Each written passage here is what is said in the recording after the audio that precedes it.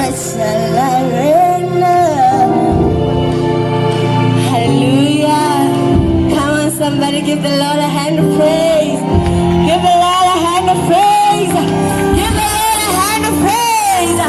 Give the Lord a hand of worship. He's worthy. He's worthy.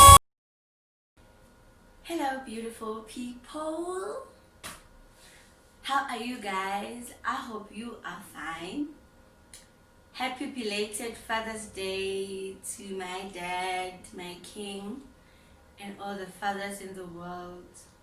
We thank you for being available whenever we need you. One thing that I've learned that causes a lot of people to be angry and bitter, both genders, girls and boys, it's because most of these people, they grew up without both their parents' love. Not saying that be available physically, but emotionally, you know. So if you are there and there's a baby, there's a child out there you know of, and you have neglected your responsibilities, may God touch you to assume your responsibilities, because that child is longing for you. Thank you, dads who are there, who have taught us, who have been there, protected us, provided for us, and made us who we are today. We appreciate you. We love you. May God bless you and give you many more years to live. We were passing by. How are you guys? How have you been? Yes, man, we're getting into July in the next week. Yeah, so I hope you've enjoyed June. It has been a good month for me. I'm grateful. Let's carry on. I named this part 2 of the lessons I've learned. I'm trying to shrink, I'm trying to squeeze this so that my videos gets to be shorter. You see, you know what I mean? Yeah, so we are carrying on from where we left off last week. Okay, I've given you I don't know how many points. I just kept saying 4, 5, 6. I don't know. But anyway, I'm just gonna start from 1 again today so I don't confuse myself. Okay? So I'm carrying on from last week. You can just add. But then there's one thing that I want to say, guys. In this thing, the marriage, there's no formula. There is no formula. It's not like going on Google and Google how can I make my marriage work. So this is what I learned, and I picked from that experience. I'm sharing with you, you know. Last week we spoke about the giving out and receiving gifts. I see a lot of people, they're saying love is giving. Christ gave Jesus Christ. God gave Jesus Christ to die for us. It's because he loves us. So I hear you guys, but I'm saying in the early stage, a week, 2 weeks, a month, 2 months, give it time before you receive. But if it works for you, let it be. I'm just giving you what I think works. And the people who commented, just check the comments as well and see what works for you. There is no formula. I'm sharing my experience, and somebody else might come in with a different experience. It works differently for every individual, you know. Yeah, so I was saying to you that I know people who have dated for 10 full years, dating, and they get married. It works. No, they get married and they divorce in a year or 2. I know people who have dated for 6 months, they get married and it lasts forever. So you see that the dynamics, it's just a blessing. Hence I'm saying that if 2 people pray together, then chances of them losing are very low, you know. Okay, so what other thing can I say I learned? Can I advise you on this? Never force your partner on your belief system, you know. Don't enforce them in your belief systems. Whatever they believe in, accept them with their beliefs. Don't change what they believe in, because it will temper with your marriage, with your commitments. So just make sure that you ask every question. What do you believe in? What in case of this, let's say you've got kids and maybe they believe in going to the ancestors to dedicate the child. You need to ask those things so you know, right? Okay, right, I was just passing by there. Okay, one other thing that I have learned is that you need to ask as many questions as you can. The person that you are getting married to, ask them as many questions as you can. You know, ask as many questions as you can. Do not pretend to be somebody else you're not, or to be somebody you're not, because that's what complicates things in the near future. You hide, you are scared to ask because they might leave you and all of that. Ask as many questions as you can. Get to know this person, his background, his family, everything around the person that you are marrying. How they deal with issues in the family, you know? How both ways, you ask, she ask, you know, both ways. You need to know everything. Know the family he's coming from, know the family she's coming from. See if you gel in, you know. Yeah, it's important to ask such questions so that you also have good relationship with the siblings and the parents, you know. It's good. It's very good. Yeah, and I think culture, my parents used to say when we were young, they used to advise us on these things. My sister and I would be like, they are old fashioned, they know nothing. Yeah, check the culture systems. Influence somewhere somehow. You need to get ready because the way people do things is different. So yeah, check that out so that you don't find yourself in an uncomfortable situation or compromised situation. Okay. One other thing that I have learned is that never ever spend money on a day's events, one day's events. Rather, spend or invest on your marriage. Days, what am I talking about? The wedding itself. Don't know how much we spend on that wedding. If I could do my calculations, was plus minus 250,000 wasted down the drain. For what? Look at me. Yeah, please. Luckily, we saved. My church has been of a help. They paid most of my things, my friends, my family, the people who are very fond of me, they paid most of the things, you know. I was blessed in that way. But imagine if I had to get a loan for that wedding. Imagine, I would still be paying. Okay, I would have finished maybe, I don't know, but let's assume I would still be paying for something that has already collapsed. Just imagine that frustration. So please, do not, and dear ladies, don't compete, man. Don't compete with other women. You get to say, I want to have a wedding like Righteous's. I mean, you don't know Righteous's pockets. You don't know the other person that Righteous is marrying's pockets. Why would you want to have a wedding like hers? You know? Except when you trust yourself. Personally, I've been working for a long time. I had saved. I didn't make him do the things alone. I was also paying some of the things we had taken from my savings. But do not compete, you know. Do things that are minimal and like they are equal to your standard, because after the wedding is the two of you, and you must start your family. You don't even have like 100 rand to buy bread.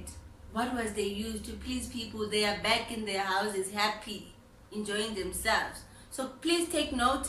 Never spend thousands on a day's event. It's better if you have saved. Yes, that I recommend you can do to celebrate. But that is not a word. That is not the marriage. It's a wedding. It's a party. It's a celebration. So make sure that you are careful as to how you handle that. Okay? Yeah. Speak about how you're gonna handle your finances. That's one other thing that causes people to fight a lot. Speak about that. Yeah. I'm not gonna get there because I never got the opportunity to get there in the marriage. So yeah, I'm not gonna get there. But speak about it. Speak about it before you get in. Okay? And then go for counseling. Very important. Go for counseling so that they check, like, so that you know because some of the things they cannot talk to you directly, but they can open up to a stranger. I didn't go for counseling. We only went after everything was done, everything was completed, and it was already late for me to stop the wedding after that counseling session. And the counselor was very honest to say that I see red flags. But I was excited. The wedding was around the corner. So when you go for counseling, don't just go because somebody said go for counseling.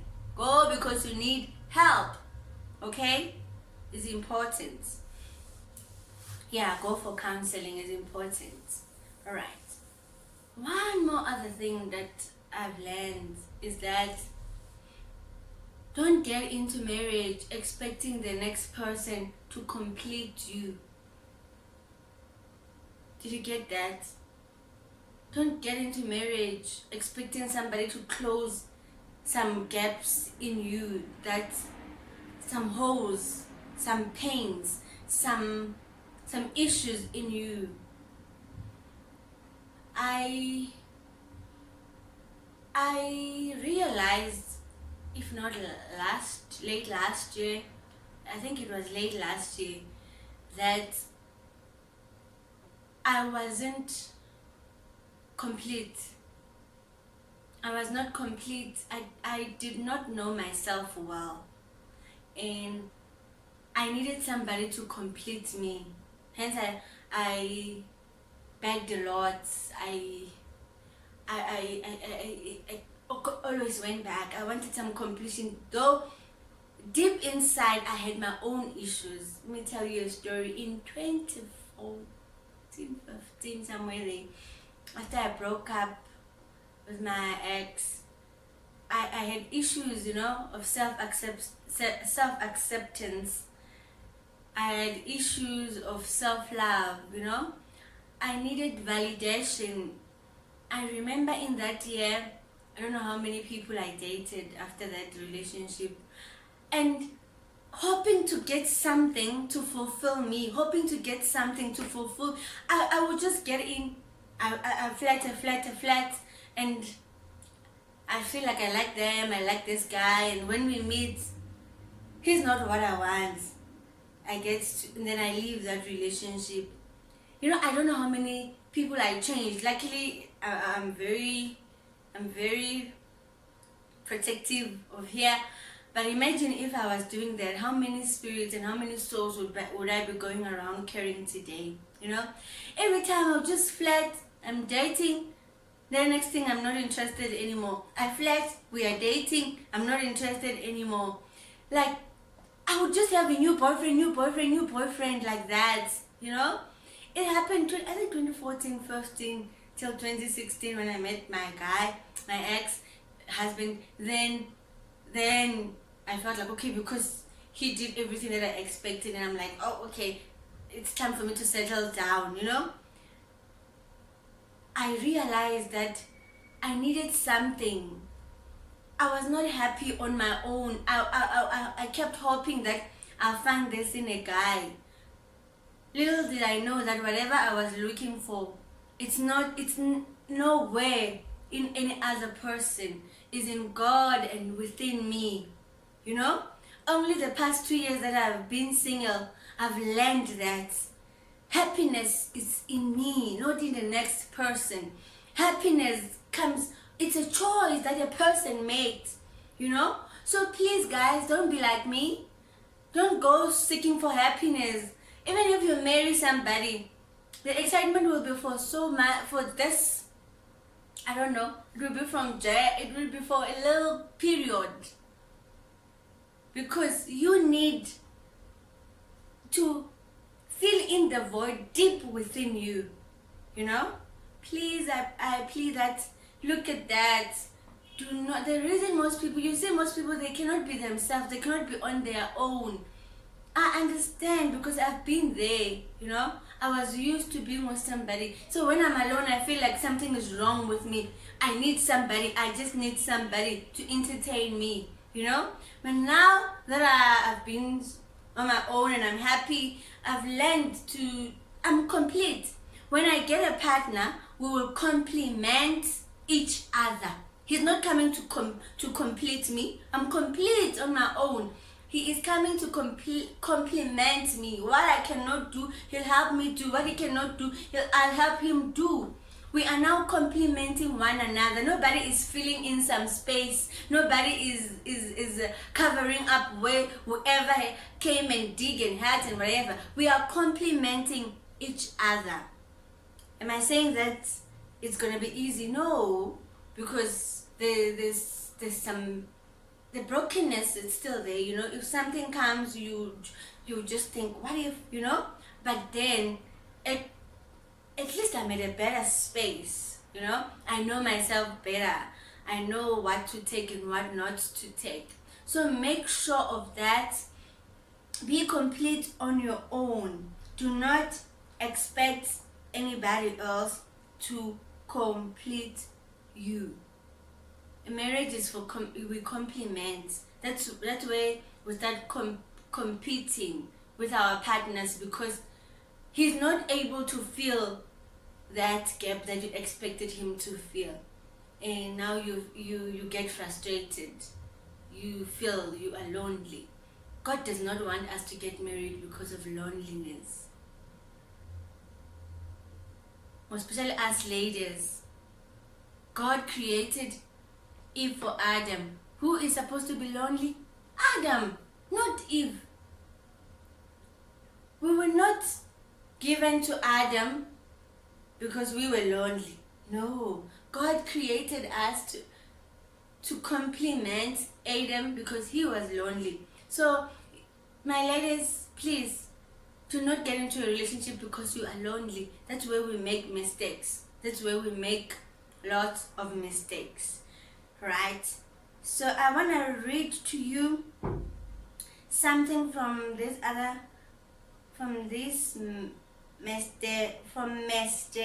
a comment I received from Mr. Coupe, all the way from Zimbabwe. He sent me this comment. I'll try and get it for you there. And I'm going to read it. Please listen attentively. It's very helpful. It might help you. Hello, Miss Righteous Chawane. Hope you are well through this period of lockdown. Just saw your YouTube video titled, Why Did I Get Married? Do I Regret Getting Married? Dated 9 April 2020.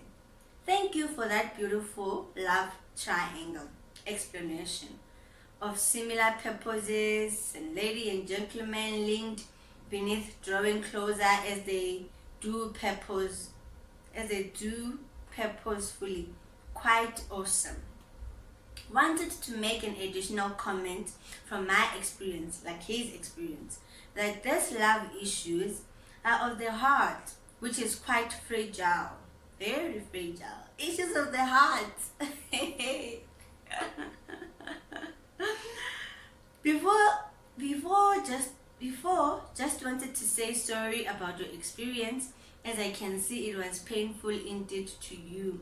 and commend your strength for organizing Fix It. Thank you, sir. Since these are hard issues when it comes to your life partner, one thing I realized is that it's important to have people around you who can talk to you and whom you trust and have your best interests at heart, and whom you perceive to be wise and know you. Okay? This is because with issues of love, there are heart issues, and once heart is made up that uyamthanda umuntu wakho, your lenses are adjusted automatically. He says that once your heart has decided, has made its mind that I love this person, now your lenses, they become adjusted. You tend not to see beyond, Yeah. So he says, the things that you see in him or her are solely those things that agree with the good love decision of your heart and blind you or block out any contrary red flags, and or makes these red flags minute or small, not needing to be considered. And yet these red flags are actually measures. Your trusted people who could be your family or friends or church or counselor, etc., will have to bring out or point out such reasonable red flags. Since you would be probably too much in a lovey-dovey mood or too whipped to see or realize this and their possible impact.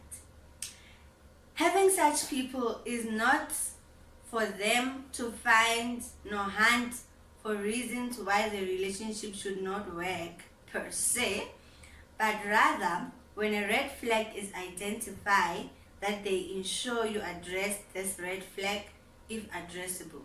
Okay? This thus paves a way on how you handle issues with your partner, as well as handle any differences successful even when in marriage.